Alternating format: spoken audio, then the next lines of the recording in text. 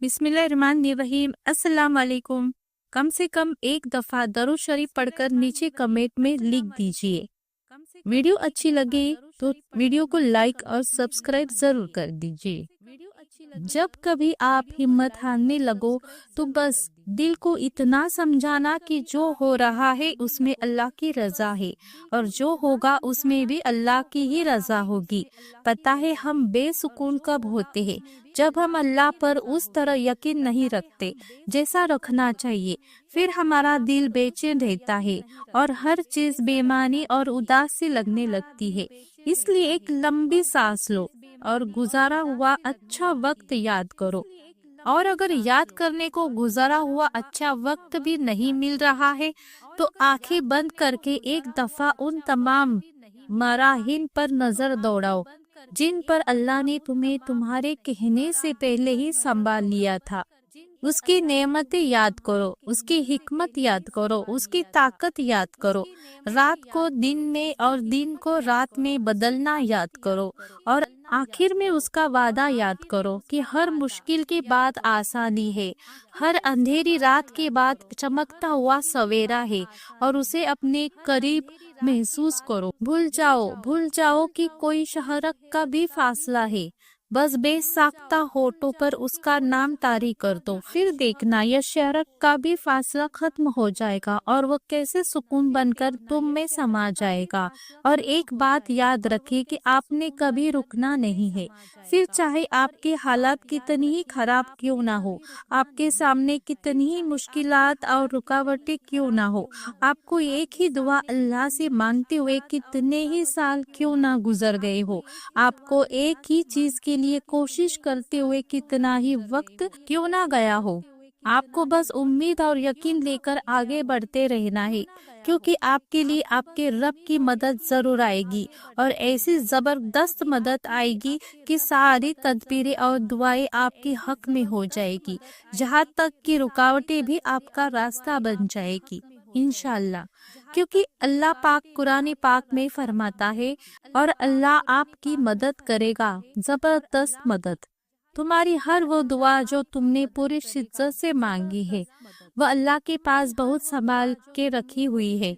वह तब तुम्हें नवाजेगा जब उसका सही वक्त होगा, जब उसकी मसलिहत के तहत तुम नवाजे जाओगे। और बेशक तुम्हारी अर्श तक की गई कोई भी सदा खाली नहीं जाएगी। एक एक पुकार का जवाब वो रब जरूर देगा। यकीन जानो कि यह मुश्किलात महज चंद घड़ियों की है। बहुत जल्द अल्लाह तुम्हें वह अता फरमाएगा जो तुम्हारे हक में बेहतर है और जिसकी तुम्हें जरूरत है। और बेशक वह रब तुम्हारी जरूरतों से पूरी तरह वाकिफ है। कभी नहीं होता कि अल्लाह कोई चीज तुमसे ले उसके बदले में बेहतर चीज से तुम्हें ना नवाजे। और यह भी हो सकता है कि जो उसने तुमसे लिया है उसे ही तुम्हारी हक में बेहतर बनाकर तुम्हें वापस दे दे। उसकी हिकमतें, उसकी मसलिहतें तुम नहीं समझ सकते, लेकिन वो तुम्हारी तकलीफ से खूब वाकिफ है। वो बस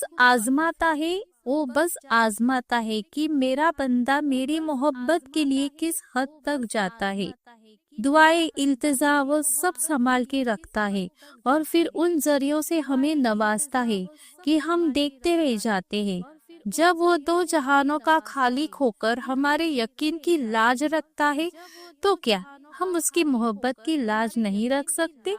उसकी रजा में अपना दिल मुतमईन नहीं कर सकते? जब वो हमारे लाड उठाता है तो क्या हम उसके एक हुक्म पे अपने सर को झुका नहीं सकते? उस जैसी मोहब्बत तो कोई नहीं कर सकता, मगर हाँ, हम उसकी चाहत का एहतराम तो कर सकते हैं, उससे मोहब्बत करने की कोशिश तो कर सकते हैं। तो फिर क्यों ना अब उसके हुक्म का इंतजार किया जाए और अब उससे मोहब्बत की जाए, जिसकी मोहब्बत कुर्बान है हम पर। क्या हुआ अगर वो एक फूल तुम्हें ना मिल सका? हो सकता है सारा बाग ही तुम्हारा मुकद्दर हो। और मेरे रब को दिल खूब मुतमईन करने आते हैं।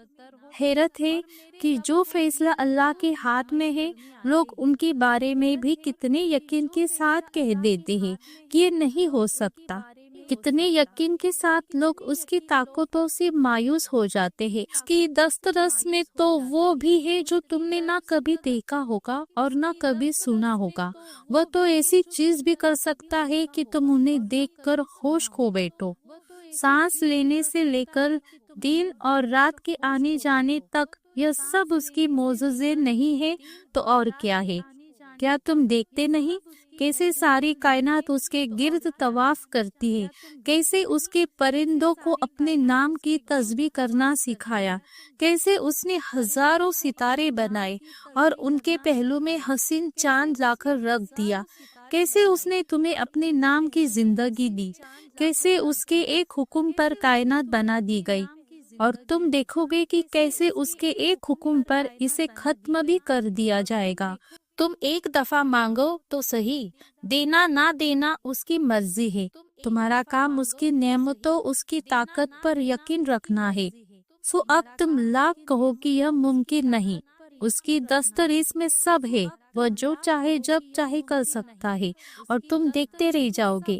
اللہ کبھی دعائیں ادھوری نہیں رہنے دیتا، بس کبھی کبھار وہ چاہتا ہے کہ اس کا بندہ اس سے منائے، اس سے لاڈ کرے، اسے راضی کرے، اور ہو بھی کیوں نہ۔ یہ چاہتے، یہ یقیدے، یہ محبتیں حق ہے اس کا، وہی ایک لوتا حقدار ہے ان کا۔ وہ تو ناراض بھی ہو تو تب بھی محبت نہیں کرنا چھوڑتا۔ اس کی تو ناراضگی بھی اتنی پیاری ہوتی ہے، ضد تو ہم کرتے ہیں، وہ تو راضی ہو جاتا ہے اور پھر اتنا عطا کر دیتا ہے جس کے ہم قابل بھی نہیں ہوتے۔ تو پھر تمہیں ایسا کیوں لگتا ہے کہ وہ تمہیں سنتا نہیں ہے؟ جس کے دسترس میں دونوں جہاں کی بادشاہت، اس کے لیے بھلا تمہاری تکلیف کو دور کرنا کیا مشکل؟ تم ایک دفعہ ہاتھ تو اٹھاؤ، بس ایک دفعہ جھولی تو پھیلاؤ۔ پہلا سجدہ اس کی چاہت کا کرو گے نہ تو دوسرے سجدے پر وہ تمہیں تمہاری چاہت سے نوازے گا۔ بس ایک دفعہ اللہ کو اللہ کے لیے چاہ کر دیکھو اور پھر دیکھو کہ ہوتا کیا کیا ہے۔ اللہ ہر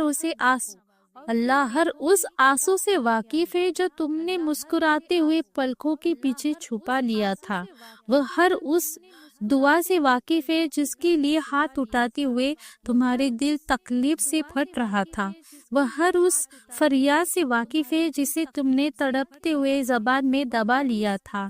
وہ ہر اس صدا سے واقف ہے جب تم درد کے مارے سجدے میں تم نے گرتے ہوئے اللہ کو پکارا تھا۔ وہ ان راتوں کی وحشت سے بھی واقف ہے جب سب سو رہے تھے اور تم نے آواز کے خوف سے دردناک چیخ کو منہ کو ہاتھوں سے دبا لیا تھا۔ وہ ہر اس لمبے کی اذیت سے واقف ہے جب تمہیں لگا تھا کہ تمہیں کوئی نہیں سن رہا، تمہیں کوئی دیکھ نہیں رہا ہے۔ تب بس وہی ایک تھا جو تب بھی سن رہا تھا، دیکھ رہا تھا۔ تم اسے نہیں سنتے، لیکن وہ تمہیں ہر گھڑی ہر لمحہ سنتا ہے، وہ سب جانتا ہے۔ بس وہی ہے جو یہ حال بدل بھی سکتا ہے، اور بس وہی ہے کہ اس کے جیسا اور کوئی نہیں۔ کبھی کبھار ایسا بھی ہوتا ہے کہ جب ہم جائے نماز پر اللہ سے مانگنے کے لیے بیٹھتے ہیں تو نہ آنکھوں سے آنسو نکل پاتے ہیں اور نہ ہی زبان سے کوئی بھی دعا لفظوں کی شکل میں کہی جاتی ہے، بس عجیب سے کیفیت ہوتی ہے۔ دل تو تب بھی چیخ کر کہہ رہا ہوتا ہے کہ یا اللہ اب آپ کے کن کی ضرورت ہے، لیکن لفظ اس درد کو بیان کرنے سے قاصر ہوتے ہیں، اور پتہ ہے اس لفظ میں تمہاری اللہ سے نہیں، تمہاری دل کی اللہ سے گفتگو ہوتی ہے۔ اور جب ٹوٹا ہوا دل خود اللہ کی بارگاہ میں جا کر اپنی کرچیاں سمیٹنے کی فریاد کرتا ہے، نہ تو اللہ اس کے لیے اپنی مدد نہیں بھیجتا، بلکہ اللہ پھر وہ کرچیاں خود سمیٹتا ہے۔ اللہ تب وسیلے نہیں بناتا ہے اس کے لیے، بلکہ اللہ خود وسیلہ بن جاتا ہے اس کے لیے۔ تمہاری خاموشی اللہ کے یہاں بہت زور کا شور مچا دیتی ہے، اتنی زور کا کہ آسمانی خلق اس کی آواز چونک کے اٹھ جاتی ہے، اور پھر وہ ساری خلق اللہ سے تمہارے حق میں دعا کرتی ہے اور یہ فریاد کرتی ہے کہ اللہ یہ جو درد سے تڑپ رہا ہے اسے شفا دے دے، اس کے لیے کن فرما دے۔ جب آسمان بھی تمہاری آواز سے گرج اٹھتا ہے تو سوچو اس رب کی کیفیت جس نے فرمایا ہے کہ میں تمہارے شرک سے بھی زیادہ تمہارے قریب ہوں۔ سوچو کہ خاموشی کا شور عرش تک پہنچ سکتا ہے، اسی کیا تمہارے دل میں رہنے والا اللہ نہیں سن سکے گا؟ وہ سب سنتا ہے، وہ سب جانتا ہے، تبھی جب تم کہتے نہیں، تب بھی جب تم کہنا نہیں چاہتے، وہ دھڑکن ہے اور دھڑکنوں کی ہی سنتا ہے، اور پھر ایسے معجزے کرتا ہے کہ دل پھر سے جی اٹھتا ہے، دھڑکنیں پھر سے بحال ہو جاتی ہے، اور ویران آنکھیں شکر سے بڑھ جاتی ہے، اور پھر کرچیاں بھی سمٹی جاتی ہے اور شفا بھی مل جاتی ہے۔